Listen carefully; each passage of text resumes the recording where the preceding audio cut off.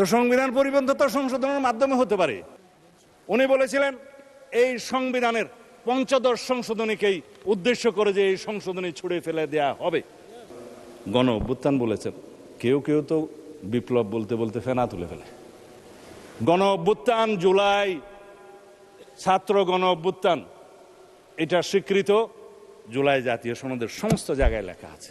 সবাই স্বাক্ষর করেছে, মাননীয় স্পিকার, এখানে যারা যারা রিপ্রেজেন্ট করছে।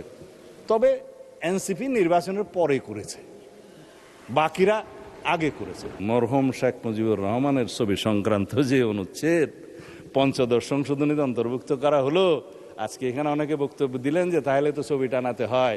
ছবি না টানানোর জন্যই তো এই সংশোধনীগুলো গ্রহণ করার জন্য বলছি। রাষ্ট্র পরিচালনা মূলনীতি হিসেবে যেটা বললাম, মহান আল্লাহর উপর আস্থা এবং বিশ্বাস, পূর্ণ আস্থা এবং বিশ্বাস, ঐক্যমত্য হয়েছিল, লেখা হয় নাই সনদে। জুলাই জাতীয় সনদ যেটা ঐতিহাসিকভাবে স্বাক্ষরিত হয়েছে, সেটা কিভাবে বাস্তবায়ন করা যায় তার পদ্ধতি নির্ধারণ করি, চলুন সেই বিষয়ে আমরা আলোচনা করি।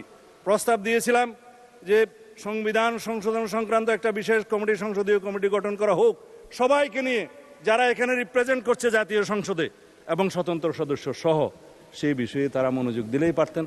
আজকে অবশ্য মাননীয় বিরোধী দলীয় নেতার আমি মনোযোগ দিয়েই শুনেছি ওনার কথা। তাতে উনি বলেছেন সরকারি দল বিরোধী দল মিলেমিশে এক কাজ করব, রাস্তা খুঁজে বের করুন সংবিধান সংশোধন এবং আইন প্রণয়নের জন্য। ওয়েলকাম জানাই, স্বাগতম। জুলাই জাতীয় সনদ বাস্তবায়ন চায় তারা প্রত্যেকে বলেছেন। অর্ডারের কথা নিয়ে বলে যে গণভোট অর্ডার, এটার কি হবে সেটাও আলোচনা করব আমরা, যদি সংবিধান সংশোধনী কমিটি, বিশেষ কমিটি গঠন করা হয় সেখানে। চলুন এখানে মিলেমিশে আমরা আলোচনা করে বের করি। সংস্কার, সংবিধান হয় না মাননীয় স্পিকার, সংবিধান হয় রহিত হয়, স্থগিত হয়, সংশোধন হয়, বাতিল হয়, ইত্যাদি হয়। সংবিধান তো সংস্কার হয় না মাননীয় স্পিকার। সংশোধনকে আমরা সংস্কার মনে করে যদি একসাথে বসতে পারি ভালো। যাই হোক, মাননীয় বিরোধী দলের নেতা বলেছেন সংবিধান পরিবর্তন চেয়েছেন, আপনি রেকর্ড দেখতে পারবেন। তো সংবিধান পরিবর্তন তো সংশোধনের মাধ্যমে হতে পারে। আসুন, তিনি বলেছেন জুলাই জাতীয় সনদ এটা গণ অভ্যুত্থানের কলিজা। ধন্যবাদ মাননীয় স্পিকার ওনাকে, আপনার মাধ্যমে। গণ অভ্যুত্থান বলেছেন, কেউ কেউ তো বিপ্লব বলতে বলতে ফেনা তুলে ফেলে। গণ অভ্যুত্থান, জুলাই ছাত্র গণ অভ্যুত্থান, এটা স্বীকৃত জুলাই জাতীয় সনদের সমস্ত জায়গায় লেখা আছে। এখানে বিপ্লব কোথাও লেখা নেই। আর যে ওনারা আদেশের কথা বলছেন, ওখানেও তাই, ওখানে কোনো বিপ্লবের নামগন্ধ নাই। কিন্তু আমরা জিজ্ঞেস করব, আমরা কি ছাত্র গণ অভ্যুত্থানের অভিপ্রায়কে সম্মান করতে চাই? আসুন, এখানে সবাই অভিপ্রায়ের কথা বলে, যে অভিপ্রায়ের দোহাই দেওয়া হচ্ছে। আমি সংবিধানের প্রস্তাবনার কথা বলবো। সংবিধানের প্রস্তাবনার চতুর্থ ধারায় আপনি দেখবেন এই সংবিধান জনগণের অভিপ্রায় হিসেবে প্রাধান্য পাইবে। সংবিধানের 7 অনুচ্ছেদে আপনি দেখবেন এই সংবিধান জনগণের লেখা আছে যে রাষ্ট্রের সকল ক্ষমতার মালিক জনগণ। এই ক্ষমতা প্রয়োগ হইবে এই সংবিধানে প্রদত্ত অধীনে ক্ষমতা বলে, জনগণ যেভাবে চায়। আরেক জায়গায় আপনি দেখবেন এই সংবিধান হচ্ছে মানে সুপ্রিমেসি অফ দি কনস্টিটিউয়েন্সি বলতে যেটা বোঝায়, যে এই সংবিধান হচ্ছে প্রজাতন্ত্রের সর্বোচ্চ আইন। একজন আজকে আমাদেরকে সবক দিল যে এই পার্লামেন্ট নাকি সুপারিন না। আমি মাননীয় স্পিকার কি করবো বুঝতে পারছিলাম না। 1 নম্বর অনুচ্ছেদ এই সংবিধানের, article 1, this Bangladesh is a unitary, independent and sovereign republic. এবং এই সোভারেইন রিপাবলিকের সোভারেইন ক্ষমতার মালিক হচ্ছে আর্টিকেল 7 অনুসারে জনগণ। সেই জনগণের ক্ষমতাটা প্রয়োগ করে এই সংবিধানের অধীন এবং কর্তৃত্বে, সেই সংবিধানের অধীন এবং কর্তৃত্বে নির্বাচন কমিশন নির্বাচন দিয়েছে। সেই সোভারেইন জনগণ আমাদেরকে ভোট দিয়েছে, এই সোভারেইন পার্লামেন্টে পাঠিয়েছে। যার কারণে আমরা আজকে এখানে যা কিছুই আলাপ করব সেটা জুডিশিয়ারির বিরুদ্ধে সারাদিন যদি আমরা বলি, জুডিশিয়ারির কাছে কেউ এটা মামলা করার ক্ষমতা নাই, তাকেই বলা হয় সোভারেইন এখতিয়ার। এখন এই সোভারেইনটিকে যদি এক্সপ্লেন করার জন্য এখানে মাস্টারি করতে হয়, প্রফেসরি করতে হয়, মাননীয় স্পিকার আইন কখন প্রণয়ন করবো আর কখন ভাষণ দেব। যাই হোক, এটাতে আমি আর যেতে চাই না। দেশনেত্রী বেগম খালেদা জিয়া কবরে প্রশান্তিতে শুয়ে আছেন। তিনি বলেছিলেন আমি অনেকের সাথে কন্ট্রাডিক্ট করে বলছি, এই সংবিধান ছুঁড়ে ফেলে দেয়া হবে যদি জনগণের সরকার প্রতিষ্ঠা হয়। এটা একটা মেটাফোর, পলিটিক্যাল রূপক মেটাফোর।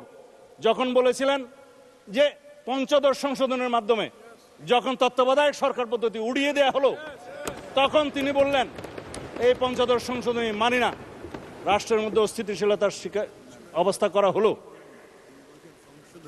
হ্যাঁ, আমি ওইটাতেই আসছি। ওনারা ডকুমেন্ট দেখাচ্ছেন আমাদের মহাসচিব, উনি বলেছিলেন এই সংবিধানের পঞ্চদশ সংশোধনীকেই উদ্দেশ্য করে যে এই সংশোধনী ছুড়ে ফেলে দেয়া হবে। মানে ছুড়ে ফেলে তো দিয়েছি, পঞ্চদশ সংশোধনী আনকনস্টিটিউশনাল ডিক্লেয়ার হয়েছে, সার্টেন পোর্শন 6টা, 7 ক খ, আর্টিকেল 44 যেটা হাইকোর্টের ক্ষমতা, এবং 142। এরপরে আছে তত্ত্বাবধায়ক সরকার পদ্ধতি বিলুপ্ত করার যে আর্টিকেল 58 ক এবং 2 ক পরিচ্ছেদ। খালাস 15th অ্যামেন্ডমেন্টের মেইন জিস্ট, 55টা দফা। ব্যারিস্টার বন্ধুরা পড়তে পারেন, 55টা দফার মধ্যে এই 6 দফা নাই। আরেকটা রিইনস্টেট করা হয়েছে নিরীহ আইন, এটা পরিবেশ সংক্রান্ত দফা। বাকি রইল, বাকি 55টার মধ্যে বাকিগুলার কি হবে? হাইকোর্ট বলে দিল এগুলা পার্লামেন্টের ব্যাপার, পার্লামেন্ট ডিসাইড করবে এই সব পলিটিক্যাল ইস্যুস। দেখেন ভার্ডিক্টে লেখা আছে কিনা। এই সেই পার্লামেন্ট যেখানে পঞ্চদশ সংশোধনের বাকি ইস্যুগুলোকে আমরা নাই করে দেব। কারণ যিনি রিড করেছিলেন তিনি চেয়েছেন পূর্ণাঙ্গ পঞ্চদশ সংশোধনী বাতিল করা হোক। হাইকোর্ট 6টা ভার্ডিক্ট দিয়েছে, 6টা বাতিল করেছে, একটা রিইনস্টেট করেছে নিরীহ আইন। বাকিগুলোর ব্যাপারে পার্লামেন্ট বলেছে যে এটা political questions to be decided by the next parliament. This is the next parliament to decide. আসি এখন জুলাই জাতীয় সনদ, অর্থাৎ জনপ্রত্যাশিত সংস্কার প্রস্তাবে আর কি কি অন্তর্ভুক্ত হতে পারত। কেবল প্রস্তাবনার কথাটা বলেছি, বাকিগুলো এখন বলবো। আর জুলাই জাতীয় সনদে যা কিছু অন্তর্ভুক্ত করা হয়েছে সেটা নিয়ে তো একটু বড় কথা বলবই। আর রাজনৈতিক সমঝোতা হওয়ার পরেও শেষ মুহূর্তে যে সংস্কার ঐকমত্য কমিশন যা কিছু বাদ দিয়েছে সেই কথা এখন একটু বলি। প্রস্তাবনার মধ্যে যা কিছু বাদ দিয়েছে সেটা তো বললাম। রাষ্ট্র পরিচালনার মূলনীতি হিসেবে যেটা বললাম, মহান আল্লাহর উপর আস্থা এবং বিশ্বাস, পূর্ণ আস্থা এবং বিশ্বাস, ঐকমত্য হয়েছিল, লেখা হয় নাই সনদে। তারপরে মরহুম শেখ মুজিবুর রহমানের ছবি সংক্রান্ত যে অনুচ্ছেদ পঞ্চদশ সংশোধনীতে অন্তর্ভুক্ত করা হলো, আজকে এখানে অনেকে বক্তব্য দিলেন যে তাহলে তো ছবি টানাতে হয়। ছবি না টানানোর জন্যই তো এই সংশোধনীগুলো গ্রহণ করার জন্য বলছি। সম্মত হয়েছিলাম আমরা, ঐকমত্য হয়েছিল, বিরোধী এবং আমরা সবাই মিলে যারা আলোচনা করেছি, 33টা দল ছিল ওখানে।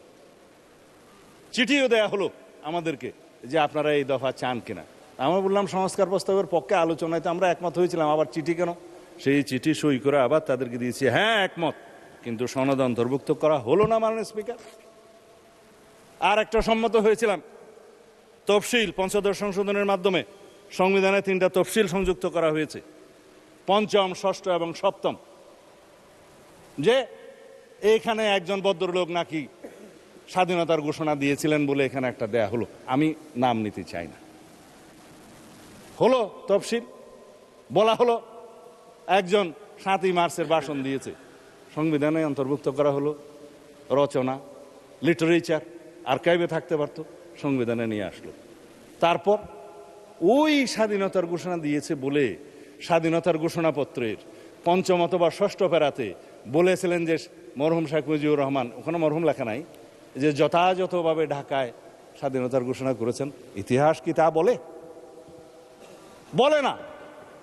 সারা বিশ্ব স্বীকৃত যেটা শহীদ রাষ্ট্রপতি জিয়াউর রহমান 26 তারিখে, অর্থাৎ 25 তারিখের দিনগত রাতের 26 তারিখের প্রথম প্রহরে যেটা উই রিভোল্ট বলে স্বাধীনতার ঘোষণা দিয়েছিলেন। তারপরে 27 তারিখ, সেই জন্যই বাংলাদেশের স্বাধীনতা দিবস 26 তারিখ। তারপরে 27 তারিখে তিনি কালুরঘাট বেতার কেন্দ্র থেকে provisional head of the state হিসেবে এই বাংলাদেশের স্বাধীনতা ঘোষণা করেন। এরপরে সংশোধিতভাবে on behalf of the national leader Sheikh Mujibur Rahman স্বাধীনতার পক্ষে ঘোষণা করেন। এটা ইতিহাস, আমরা অস্বীকার করি না। কিন্তু 26 তারিখে স্বাধীনতার ঘোষণাপত্রে তিনি ঘোষণা দিয়েছিলেন বলে যেটা লেখা হলো।